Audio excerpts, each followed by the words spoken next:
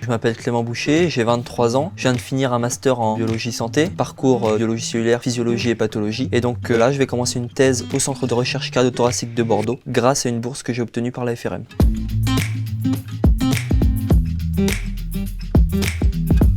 Je vais travailler sur une pathologie, donc l'hypertension pulmonaire. C'est une pathologie donc qui est rare mais mortelle et qui, comme son nom l'indique, va toucher la circulation pulmonaire. C'est une pathologie durant laquelle, suite à un ou plusieurs dysfonctionnements, on va avoir un épaississement donc au niveau des artères pulmonaires, ce qui va entraîner donc une fatigue cardiaque et à terme une insuffisance cardiaque qui conduira au décès du patient.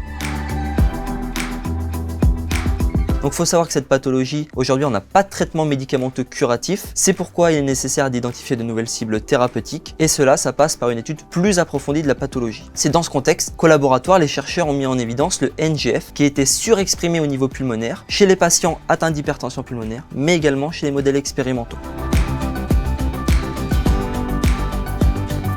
Le NGF, c'est le facteur de croissance des nerfs. C'est un facteur qui est initialement connu donc pour faire croître et survivre les neurones et qui se retrouve surexprimé donc au niveau du poumon, donc ce qui est assez atypique chez les patients atteints d'hypertension pulmonaire. Les objectifs de mon projet de thèse, ça va être de comprendre d'où vient cette augmentation de l'expression du NGF au niveau pulmonaire, donc chez les patients, mais également chez les modèles animaux. Et le deuxième objectif, ça sera de comprendre comment le NGF va agir pour entraîner la progression de la pathologie.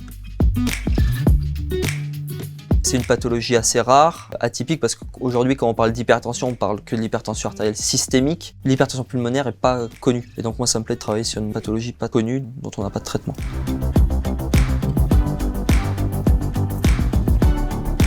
Ce prix va m'apporter l'opportunité de réaliser donc une thèse de recherche, la poursuite de mon cursus universitaire. Je souhaite remercier la famille Rouennais qui va me permettre de réaliser cette thèse. Sans la FRM, aujourd'hui, je pense que j'aurais pas eu de thèse. Je souhaite remercier l'ensemble des donateurs qui permettent à la FRM d'attribuer des bourses ou même des financements pour les chercheurs qui ainsi participent à l'effort de recherche nationale qui est un enjeu majeur, je pense, pour le monde d'aujourd'hui, comme on le voit avec la situation actuelle, mais également donc pour le monde de demain.